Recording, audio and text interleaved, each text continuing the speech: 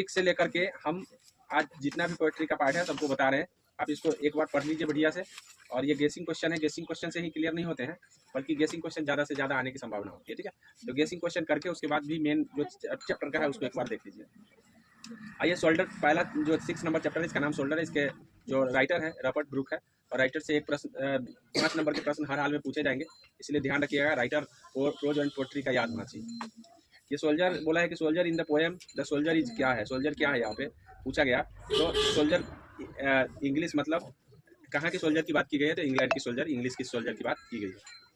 Her sight and sound dream happy as her day, मतलब sight हो गया, sound हो गया, और ड्रीम हैप्पी हर डे जो है, ये बात जो है कहाँ से ली गई है, तो ये बात आपको सोल्जर चैप्टर से ही लिया गया होगा।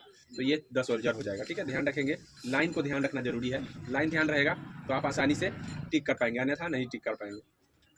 यहाँ देखिए तीसरे नंबर प्रश्न क्या कह रहा है, in heart at peace under an English heaven from, मतलब यहाँ भी यही बात बोला गया है कि heart and at peace under an English. तो ये लाइन कहाँ से ली गई है, इंग्लिश हैवन। तो इंग्लिश हैवन की बात कहाँ की गई है, तो चैप्टर नंबर आपका हो जाएगा वही द सोल्जर ही हो जाएगा। हैवन इंग्लिश की बात कहाँ की गई है। उसके बाद है dash is remembered as war poet, मतलब किन्हें एक वार पोएट के रूप में याद किए जाते हैं। रॉबर्ट ब्रूक एक वार पोएट है। इससे पहले हमने फुटूस poet, romantic poet, metaphysical poet के बारे में बता चुके हैं। आपको एक जगह लिख लेना है ताकि वो हमेशा कंफ्यूजन दूर रहेगा, याद रखिएगा। तो रॉबर्ट ब्रूक को हम एक वार पोएट के रूप में जानते हैं। उसके बाद है आपका अगला प्रश्न, देखिए अगला प्रश्न जो है आपका क्या कह रहा है कि 5 नंबर है, in hearts at peace under an English heaven. तो ये रिपीट हो गया लाइन, अर्थात ये पहले भी हमसे प्रश्न पूछा गया था और हमने बताया था कि किस चैप्टर से है, द सोल्जर से है। सोल्जर इसका आंसर हो जाएगा। तो लाइन याद कर लीजिए, इंपॉर्टेंट है। Robert Brooke prizes, Robert Brooke जो है ना, उनको जो है ना प्राइज कहाँ मिला है, मतलब सम्मानित कहाँ हुए हैं, तो इंग्लैंड के हैं, तो इंग्लैंड में ही सम्मानित हुए हैं। The soldier is a dash poem, soldier एक कैसा पोएम है, तो ये एक वार पोएम है, याद रखेंगे। और पोएट कौन है, वार पोएट के नाम से जाने जाते हैं रॉबर्ट ब्रूक, और सोल्जर भी एक वार पोएम ही है, क्योंकि युद्ध का यहाँ वर्णन किया गया। The poet in the soldier is depicting the miseries of dash, मतलब यहाँ पे कह रहा है कि किस मिजरीज की बात पोएट किए हैं, मतलब क्या चीज़ का शो किए हैं, तो ये वार डिपिक्ट, मतलब वार माइजरीज की बात किए हैं, मतलब वार की दुखद घटना की बात उन्होंने करा है चैप्टर में। इसीलिए पूछा जाता है, 10 चैप्टर का नाम लिया है, उसके बाद बोला है क्या डिपिक्ट किया गया है, तो वार को डिपिक्ट किया गया है। इतनी बात आपको ध्यान रखना है। आइए अगले प्रश्न की ओर देखते हैं। अगला प्रश्न क्या है कि the soldier is compose bye, तो कंपोज कौन किया है, तो अभी कई बार नाम ले चुके हैं। रॉबर्ट ब्रूक, आपको याद ही हो गया होगा कि सोल्जर को किसने कंपोज किया है। Robert Brooke compose the poem, अब उल्टा इसी का जस्ट अपोजिट पूछ दिया कि भाई रॉबर्ट ब्रूक ने क्या कंपोज किया, तो सोल्जर को कंपोज किया।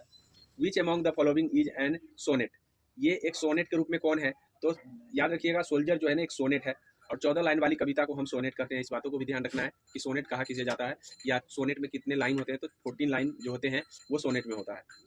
तो याद रखिएगा कि सोल्जर जो है ना एक सोनेट ही है, 14 लाइन वाले हैं, ठीक है। या पूछा जा सकता है डायरेक्टली कितने लाइन होंगे, तो 14, 14। आगे है what is meant by the phrase, मतलब फ्रेज, इस फ्रेज का क्या मतलब है ये पूछा गया है। फ्रेज क्या है, a pulse in the eternal mind, a pulse in the eternal mind का प्रयोग इस चैप्टर में किया गया है। ये एक प्रकार का फ्रेज है, और इस फ्रेज का क्या मतलब है ये चीज़ पूछा गया है। तो इस फ्रेज का मतलब है a memory that remains alive forever, मतलब ऐसी यादगार जो हमेशा के लिए रहे, उसको हम कहते हैं a pulse in the internal mind. याद रखिएगा, ये अब मतलब ग्रामर के तौर पर भी पूछा जाता है जब आपसे मुहावरा पूछे जाते हैं, तो ये माइंड में डाल लीजिए कि ये मुहावरा आपके एग्जाम की दृष्टि से महत्वपूर्ण होगा, क्योंकि ये चैप्टर में भी है। जनरली मुहावरा पूछा भी जाता है, 5 मुहावरे आपसे पूछे जाएंगे, जिसमें से एक मुहावरा ये आपके लिए इंपॉर्टेंट है, अंग्रेजी का मुहावरा है ये pulse in the internal mind. Mind में डाल लीजिए pulse in the internal mind जो है ना, इसके लिए क्या मतलब होता है, the memory remains alive forever, यादगारें जो हमेशा के लिए हो, वो होता है pulse in the internal mind. आशा करते हैं इसको समझ गए होंगे। The line in the heart at peace under an English heaven is taken, मतलब अभी हम बता दिए हैं कि अंडर एन इंग्लिश हेवन की बात कहाँ की गई है, द सोल्जर में ही की गई है। तो आशा करते हैं कि जितनी बार रिपीट हुआ है उतना जल्दी आपको याद भी हो जाएगा। तो ये सोल्जर चैप्टर को मैंने बता दिया है। अब हम चैप्टर नंबर 7 की चर्चा करते हैं और गेसिंग प्रश्न को जानते हैं। आइए चैप्टर नंबर 7 में मैकेविटी द मिस्ट्री कैट इस चैप्टर का नाम है, और टी.एस. इलियट जो है इसके राइटर है। तो जिनको पढ़ने में दिक्कत होता है अपने गेस पेपर से मुजबानी पढ़ेंगे, और नहीं पढ़ने आएगा तो फिर वीडियो देख करके खोलेंगे, उसके बाद देखेंगे कि किन वर्ड को हम क्या पढ़ रहे हैं, पढ़ने जब तक नहीं आएगा तब तक आपको याद नहीं होगा, इसलिए खुद से पढ़ने का ट्राई कीजिएगा। नहीं पढ़ने आएगा, वीडियो खोलिएगा, वहाँ से देखिएगा कि इस प्रश्न को कैसे पढ़ा जा रहा है, वैसे ही आप भी पढ़ने का प्रयास करेंगे। जब तक पढ़ने नहीं आएगा तब तक आपको याद होने वाला नहीं है, कन्फ्यूजन बना रहेगा, याद रखिएगा। According to the T S Eliot Macavity is dash, तो मैकेविटी क्या है टी एस इलियट के अकॉर्डिंग? तो ये एक मिस्ट्री कैट है, ठीक है। यहाँ पे थोड़ा सा ये मास्टर क्रिमिनल दिया हुआ है, मास्टर क्रिमिनल चैप्टर में जो है मिस्ट्री कैट भी होगा और मास्टर क्रिमिनल की भी चर्चा की गई है, इसलिए दोनों बात आपको ध्यान रखना है, क्योंकि ऑप्शन कैसा बनाएगा ये ध्यान रखना है। बोला है मैकेविटी क्या है? The mystery cat has been taken from, मतलब ये जो लाइन लिया गया है ये कहाँ से लिए गए हैं? तो चैप्टर जो नाम होगा वही किसके द्वारा दिया गया है? तो ओल्ड, यहाँ जो है यहाँ बोला है कि Macavity the mystery cat has been taken from, तो यहाँ पे है old possum book of practical cats, मतलब मैकेविटी किसके लिए प्रयोग किया गया, ये चीज़ बोला गया यहाँ पे। तो एक कैट के लिए प्रयोग किया गया, इस बातों को ध्यान रखेंगे। वो कैट कैसा है? तो POSSUM book of practical cats है, ठीक है, इस बातों को ध्यान रखना। Who find Macavity lazy and half asleep, मतलब कौन जो है मैकेविटी को लेजी और हाफ स्लीप प्राप्त कर रहे हैं? तो जो इसके राइटर है वही करेंगे, क्योंकि किनको पता चल रहा है कि मैकेविटी लेजी है और हाफ स्लीप है? तो टी एस इलियट को पता चल रहा है, ठीक है।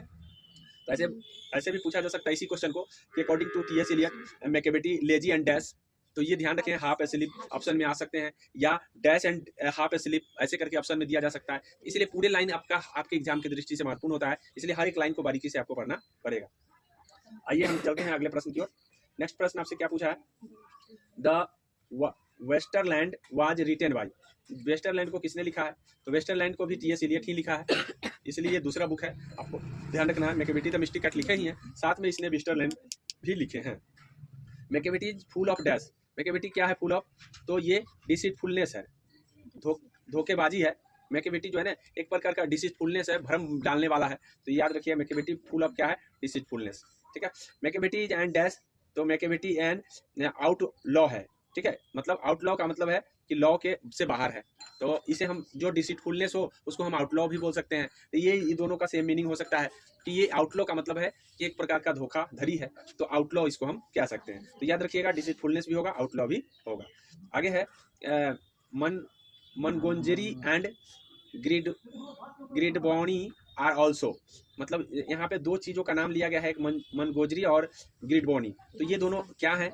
तो ये दोनों भी कैट्स हैं, क्योंकि मैकेविटी भी कैट है और ये दोनों भी कैट हैं, इस बातों को ध्यान रखेंगे। मैकेविटी इज कॉल्ड डैश, तो मैकेविटी इज द हिडन पॉ, हिडन पॉ के नाम से जाना जा रहा है मैकेविटी को, तो इस ध्यान रखेंगे Macavity is hidden paw. Macavity the mystery cat is compose, किसने कंपोज किया? जैसे ही कंपोज पूछेगा आप समझ जाइए कि राइटर का नाम पूछा है, तो Macavity the mystery cat T S Eliot का लिखा हुआ है। आशा करते हैं कि आप इसको समझ गए होंगे। अब अभी भी कुछ प्रश्न है इसके बचे हुए, इसको भी देख लेते हैं। यहाँ देखिए क्या कहा है कि dash compose the poem Macavity, तो वही उल्टा पूछ दिया है, तो कंपोजर का नाम पूछ रहा है, तो कंपोजर कौन है? टी एस इलियट है। Macavity the mystery cat is written by, अब रिटेन बाय भी कहता है तो कंपोजर का नाम भी पूछता है, कंपोजर का नाम पूछेगा तब भी वही बात पूछता है, यहाँ भी टी एस, लेकिन यहाँ पे written by the dash win बोला है यहाँ, ठीक है, तो यहाँ लेखक का नाम भी दिया जा सकता है। और मॉक हेरोइक, मतलब किस रूप में लिखा गया है? तो ये लिखा गया है मॉक हेरोइक के रूप में लिखा गया है। याद रखेंगे कि मैकेविटी द मिस्ट्री कैट एक मॉक हेरोइक के रूप में लिखा गया है, तो इस बातों को ध्यान रखेंगे। The poet who was born in America but settle in England, कौन पोएट है जो जन्मे तो अमेरिका में थे लेकिन आकर के इंग्लैंड में सेटल हो गए? तो ये टी एस इलियट ही हैं, जो जन्मे अमेरिका में थे और आकर के सेटल हुए इंग्लैंड में। उसके बाद Macavity the mystery cat is poem, कैसा पोएम है ये? तो ये एक प्रकार का लाइट पोएम है, इस बातों को ध्यान रखेंगे। Macavity the mystery cat is a light poem, इस बातों को ध्यान, इससे पहले जो हम पोएम पढ़ा थे सोल्जर, वो पोएम था, आपको ध्यान रखें वार पोएम था, लेकिन इसे हम लाइट पोएम के नाम से जानते हैं। तो वार पोएम और लाइट पोएम, दो पोएम का चर्चा हमने कर दिया। उस समय एग्जाम में वार भी रहेगा और लाइट भी रहेगा, तो कन्फ्यूजन बना रहेगा कि किसको लगाए, हम दोनों पढ़े, लाइट भी पढ़े वार भी पढ़े, तो कन्फ्यूज नहीं होइएगा। वार पोएम सोल्जर है क्योंकि वहाँ युद्ध की चर्चा है, और यहाँ ये एक प्रकार का रहस्य का चर्चा, इसलिए इसे लाइट पोएम कहा गया है। तो आशा करते हैं इस बातों को समझ गए होंगे। आइए हम समझते हैं नेक्स्ट पोएम को। नेक्स्ट पोएम आपका फायर हीमन है। फायर हीमन जो है के एन दारूवाला इसको लिखा है, ठीक है, तो के एन दारूवाला को ध्यान रखेंगे कि किसके राइटर है, तो फायर हीमन के, ठीक है।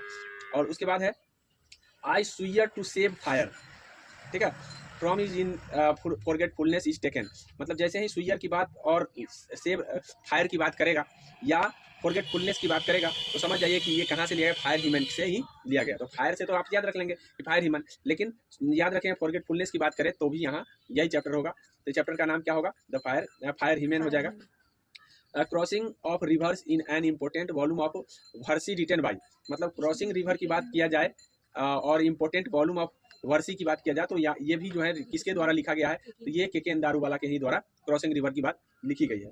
KKN. Daruwalla is a recipient of Sahitya Akademi award in dash, मतलब साहित्य अकादमी इनको कब मिला है, के.के.एन. दारूवाला को साहित्य अकादमी कब मिला है, तो याद रखेंगे 1984 में इनको साहित्य अकादमी पुरस्कार मिला है के.के.एन. दारूवाला को। तो इस बातों को ध्यान रखेंगे, आपको इस प्रश्न से इतना बात ध्यान रखना है। या 1984 में कौन से प्राइज मिले हैं, तो साहित्य अकादमी मिले हैं।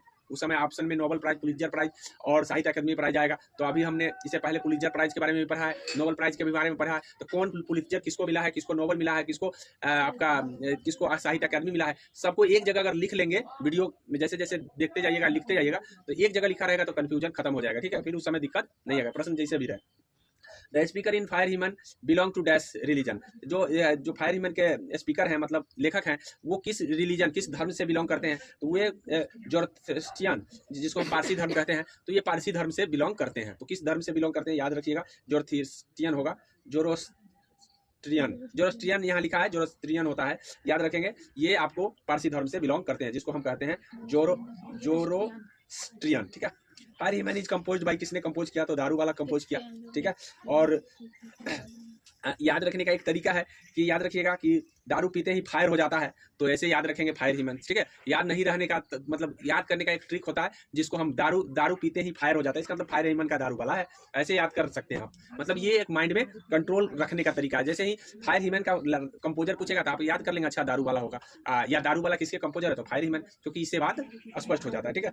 The redness of the fire appears dash the her poet, मतलब ये किस रीडनेस की बात किया है, तो यहाँ पे बात किए गए हैं क्रूएल, ठीक है। मतलब रेडनेस होगा, रेडनेस लिखा हुआ है मेरे ख्याल से, redness of the fire appears dash the poet, मतलब जो रेडनेस है वो लेखक के क्या चीज का अपीयर करता है, क्या चीज उपस्थित करता है, तो क्रूएल को, मतलब क्रूरता को अपीयर करते हैं।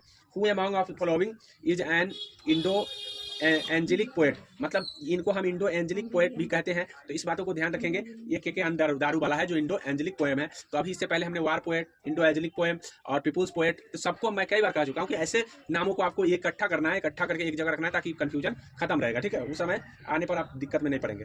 The poem fire human describe the dash of the burning ghat, मतलब किस बर्निंग घाट की चर्चा उन्होंने करा है, तो ये जो है आपको ध्यान रखना है कि उन्होंने सीन ऑफ बर्निंग घाट होगा, ठीक है, मतलब बर्निंग घाट के दृश्य का चर्चा उन्होंने करा है। सीन का मतलब दृश्य होता है, या वैसे क्या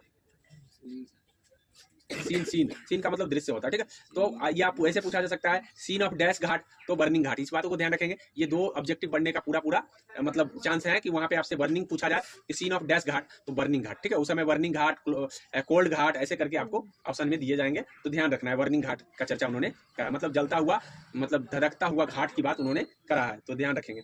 आगे है इन द पोएम स्नेक, अब हम स्नेक पोएम की बात कर लेते हैं थोड़ा। D.H. लॉरेंस इसके राइटर हैं, स्नेक, और D.H. लॉरेंस जो है ना स्नेक के राइटर है। तो यहाँ पे पहला प्रश्न पूछा है, the poem snake Lawrence exalts the value of dash life, मतलब किस तरह के वैल्यू लाइफ के जीवन की बात करते हैं, मतलब किस तरह के वैल्यू की बात कर रहे हैं, तो वो एक प्रिमिटिव लाइफ की बात कर रहे हैं, ठीक है। इस बातों को ध्यान रखेंगे कि लॉरेंस के हिसाब से किस तरह के जीवन की बात की गई है, तो प्रिमिटिव लाइफ की बात की गई है, आपको ये बात ध्यान रखना है। आगे है who wanted to kill the snake, कौन चाह रहा है स्नेक को किल करना, तो पोएट ही चाह रहे हैं, क्योंकि पोएट का आमना सामना स्नेक से हो जाता है, तो उस समय पोएट चाह रहे हैं कि स्नेक को क्या कर दे, किल कर दे। तो who wanted to kill the snake, तो द पोएट, पोएट कौन है, तो आपको अभी बताए हैं D.H. Lawrence. The poet in snake picked up a dash log, जो है जो कवि हैं वो स्नेक पिक्ड कर रहे हैं, ठीक है। स्नेक के कवि जो हैं वो क्या कर रहे हैं, स्नेक को मारने के लिए, मतलब किस तरह के लोग को पिक किए हैं, तो एक भद्दे कलमजी जिसको कहते हैं, भद्दा लोग उठाया है उसको मारने के लिए, ठीक है। तो लोग से ही मारने के लिए, लोग कोई वस्तु का नाम है, ठीक है, याद रखेंगे। इस लोग को मारने के लिए कलमजी किस प्रकार के लोग को उठाए, तो कलमजी लोग, जिसको भद्दा हम कहेंगे, भद्दे लोग जो वस्तु है उसको उठा करके मारने के लिए उठाया था, ठीक है। इस बातों को ध्यान रखेंगे। आइए हम चलते हैं अगले प्रश्न की ओर। अगला कहा है कि he lifted his head from his drinking is from, तो lifted his head and drinking की बात किया है, तो ये लाइन कहाँ से ली गई है, तो स्नेक चैप्टर से ली गई है। D.H. Lawrence exalts the values primitive life in dash. तो ये बोला है कि जो है प्रिमिटिव लाइफ की चर्चा कहाँ की गई है, तो अभी हम बताएं कि किस तरह की लाइफ की चर्चा की गई है, इससे पहले पूछा गया था तो प्रिमिटिव लाइफ की चर्चा की गई है। अब यहाँ पूछ दिया कि भाई ये लाइफ की चर्चा कहाँ की गई है, किस चैप्टर में की गई है, तो ये स्नेक चैप्टर में की गई है। या ये पूछा जा सकता है किसके द्वारा की गई है, तो डीएच लॉरेंस के द्वारा की गई है। तो यही चैप्टर यही प्रश्न को बार बार घुमा घुमा के पूछता है और बाद में हमको पता चलता है जा ये हम तो पढ़े ही नहीं थे। तो याद रखिएगा कि हर तरीके से मैं मोड़ मोड़ के आपको बता दिया हूँ, इसलिए इसको बार बार रिवाइज कीजिएगा तो 100% है कि गलती आपका नहीं होगा। ठीक है, तो इस तरह से आपको ध्यान रखना है। आइए हम अगले प्रश्न की ओर चलते हैं। कह रहे was it cowardice that I dared not kill him. ठीक है, इज टेकन तो नॉट किल हिम करा कि मेरी हिम्मत नहीं है, मतलब आई डियर्ड नॉट, मेरे पास हिम्मत नहीं है इसे मारने का। ये बात किसे मारने का, तो सांप को मारने का। तो ऐसा कहाँ कहा गया, तो आपको स्नेक में कहा गया है। तो इस लाइन से भी आपको ध्यान रखिए कि मारने की बात हमने कहाँ सुना था, तो स्नेक चैप्टर में सुना था। तो जैसे ही ऐसे आएगा कि आई डियर्ड नॉट किल हिम, तो किल करने की बात कर रहा है, तो इसका मतलब ये चैप्टर कौन सा होगा, स्नेक चैप्टर होगा।